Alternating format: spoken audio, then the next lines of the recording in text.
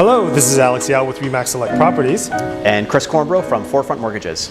And this is your market update for December 2020. So Chris, what's with this the low 1% mortgage rate that we're seeing everywhere right now? Yeah, so 0.99% for a 5-year variable mortgage, which is crazy. I remember when rates were at 2.99 and it was a big deal. Yeah. So now we're almost, it's almost free money, really. Yeah. But there are some catches to that. So the fine print is you have to be a first-time home buyer, putting less than 20% down payment. You're paying mortgage insurance on top of that 0.99%. So that insurance can range from 2% to 4%. So there's a cost to getting that rate. So essentially below 20% down. Correct. Yeah. So purchase price of less than $1 million, and it has to be a purchase or a transfer of a mortgage. So no refinancing. You can't go buy a house over $1 million and get that mortgage rate because it's not insured through CMHC. So there's definitely some caveats to that rate. Not everyone qualifies. So the majority of buyers that here in Vancouver that qualify for a conventional mortgage, that will not apply to them. Correct. Yeah, it's really targeted to your small segment of the first-time home buyers, really. Okay. Yeah. But then with that mortgage insurance, essentially that negates kind of the low rate.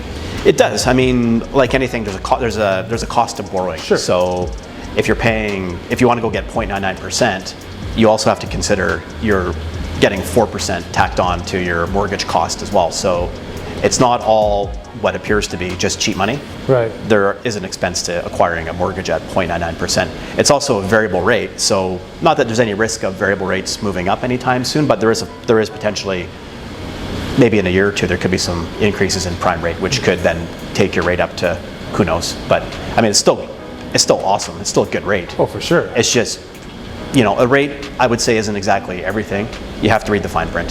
So essentially, I guess on the positive side, essentially it just helps the first-time home buyers who don't have that 20% down. Exactly. I mean, a little bit more. Yeah, I mean, a year ago we were at rates of 3%, and now we're at 1%. I mean, it's crazy how low they've come. Right. And I think this is more of an indication as to if a bank can lend out money at 1%, and they're not going to make much, if anything, on that. Right, but there's so much cash parked in savings accounts right now. I think the savings rate in Canada is an all-time high. People are hoarding cash, and the bank has to get rid of that money because if it sits on their books, it's a liability to them. Right. So they have to generate lending activity by, these kind of frills and gimmicks. Right. And most other lenders are, not that they're at 1%, but you can get a 5-year mortgage now at 1.5, 1.6. Right. Pretty easily. I mean, it's all good for the consumer. Yeah. You just have to read the fine print because a lot of people see 0.99 and they're gonna go to the local HSBC and then realize that they don't qualify for it. Right. Right. So. And again, we've had kind of a surprising year, if you want to put it that way. Yeah, totally. With COVID, and I think our market kind of leaped ahead a little. I've decided I don't like surprises anymore. Just steady Eddie. Well, we all do. We prefer to kind of know what's going to happen. Absolutely. Unfortunately, life just doesn't happen that way. Exactly. 2020 is not that. So, in regards to the market itself, obviously we had a pretty crazy year. Yeah. Whether you consider COVID or not, it has been a really busy year for the real estate market and the mortgage market, of course. Yeah. Now, actually, I wanted to go over some stats from last month. Yeah, absolutely. A lot of interesting stats here. So, as you know, everything had been kind of going up, trending upwards since February, March. Yep. And it didn't really stop in the summer where we usually see a little bit of a lull. But last month, November, which is typically a really busy month given any other year, we are looking at, for example, houses. Vancouver East went up 1.7%. Vancouver West went up 0.1%, so essentially even. Yep. Now, the strong performers from the previous months, we're looking at the townhouses. Interesting. Right? Interesting. Those were the strong performers over the last 6 months or so. In November, it dropped 0.1%. That's for Vancouver East. Vancouver West dropped 0.7%. And condos continued to drop. Vancouver East dropped to 0.4%, and Vancouver West dropped 2.5%. Wow. Now those are just the stats, pricing-wise. Yep. Now, in regards to the activity, that is actually where it's interesting. Remember last month we talked about downtown? Yep. And all the supply and so forth? Yeah. With all these new builds coming to fruition, and downtown not being as attractive as it used to be. Absolutely. So November 2020, activity kind of remained similar to the previous months. Cole Harbour 11%, downtown 18%, West End 16%, Yale 20%. That's the sales to listing ratio. Yeah. Now, by price band, we usually price it between every $100,000, every $250,000 or so, just to see the activity within that price band. Above $2 million in all of downtown last whole month in November. Guess how many sales?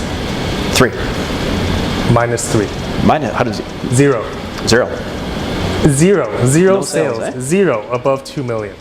There were 2 million to 2.25 million. There were 20 listings, 2.25 to 2.5, 39 listings, 2.5 to 2.75, 17 listings. It goes all the way up to 5 million and higher. And no sales. 0 sales. Wild. 0. Huh. So that has to be where the opportunities are right now. I'm going to go buy a penthouse. Just let me know where, and we'll figure out the financing and maybe get 0.99%. I'll chip in 5%. I'll get Wednesdays and Fridays, and you can take Thursdays and Tuesdays, and we'll kind of divvy up. But I mean, if for people that are kind of downsizing from their houses, kind of retirements, they want to get rid of their houses, with all the maintenance and so forth, wanting to live in a luxury building downtown Cole Harbour.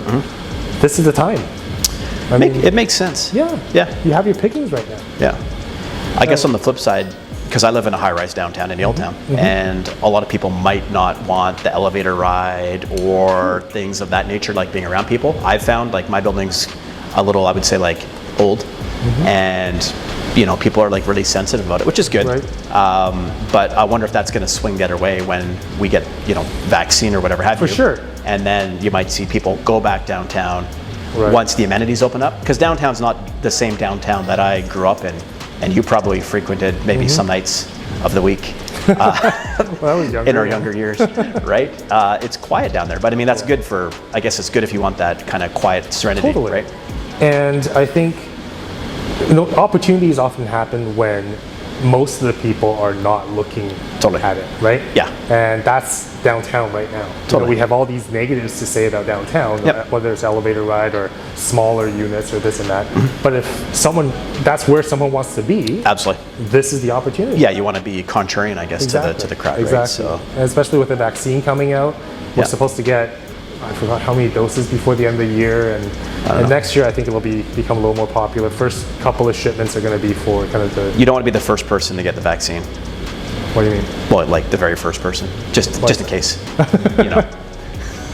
Well, it's going to be for kind of the, I guess, the more vulnerable population, of course. Yeah, that makes sense. And it should be. We really need to take better care of them and take care. Yeah, especially the seniors, the people in the care homes. That's obviously been a shortcoming in society's how we operate and manage those things. Right. Maybe you don't have people living together who are vulnerable. I mean, it's kind of common sense now in hindsight.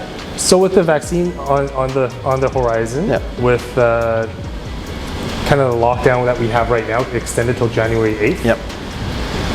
What do you think is going to happen next year, real estate wise?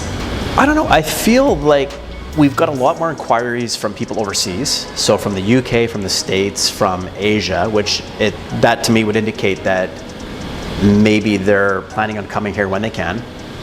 We still need immigration. I think there's the government's opened up a couple 100,000 spots across Canada every year in the next five or 6 years. So I'm hoping that we'll see more people come to the cities and come specifically to BC, where I think we've handled everything pretty good considering. So I would say that people will flock here, looking for opportunity, for work, just a place to call home. We got space, it's clean. I mean, I would see things kind of unfolding in a very positive way, but I think that might happen in the summer to the winter. Right. So the second half to last quarter of 2021, right. Rates are still going to remain low. There's still lots of economic stimulus that has to go through the economy, because we have to undo this last year of stuff boarded up, people exiting cities, businesses closing down. We have to get that back. We have to get back to normal. And whatever that normal looks like, it might not be exactly the same. Right. But I would say that the government's going to try to make it as normal looking as possible. Right. So cheap mortgage rates, lots of incentives, maybe some tax relief. I think the government today is giving some incentive for households under a certain income threshold. They're going to give you $1,000 as a one-time like check in the mail. So that, I mean, all this stuff kind of helps. And I think it's going to be a busy and crazy 2021. Can you imagine when we can all travel and like go to a restaurant again? Yeah. You might not see me for a couple of days, you know. So I might be having a steak dinner somewhere. It might feel awkward, actually. It's gonna be weird. Yeah. Totally. Shaking people's hands again? Yeah, we'll have to bow or, you know, like, I don't know. Who knows? Yeah. Yeah. So, I mean, what are your thoughts? I think usually December, as we are in right now, December's typically still quite busy all the way up to maybe mid-December till December maybe 20th or so. That's when things really slow down. But I think it's already slowed down a little bit, looking at the stats from last month. Yeah. I think it's really starting to kind of taper down, perhaps all the way to, well, I think it'll go through the winter kind of pretty slow. Yeah. Now, when it's going to pick back up next year, it's hard to say. Yeah. This year, you know, things picked up kind of when they did, which is typical, kind of springtime, end of winter, early spring. But then it just kept going. Yeah. There was never a break. No. Usually we get those, you know, 2 to 4 week lulls in the summertime. Yep. None this year. Yeah. Just kept going. People were around. Nothing. Right. No distractions really. Right. Just you know. And activity is what drives prices, right? Yep. So I think, and I'm seeing that a lot of the sellers are kind of pulling their listings now. Interesting. Looking at Christmas coming up. Yeah, I guess you don't have an open house at like No Christmas open Eve houses. or whatever. But again, buyers are quite serious during this time. Yeah. Usually the winter buyers are the really serious buyers. Yeah. And but I mean, we're seeing a decrease in supply for sure. And how long that's going to last, we don't know. Yeah. But I think, again, depending on the market that you're looking in, I think this could be a really good opportunity to finally get in since probably this February. Interesting. So, but again, next year, who knows? 2021, 2020 is out of whack. So 2021, who knows? Well, out of whack's being kind. Yeah, but like you said, I think it's important that we kind of get back into some sort of a groove, and not just real estate, just even personal lives and so forth. Absolutely.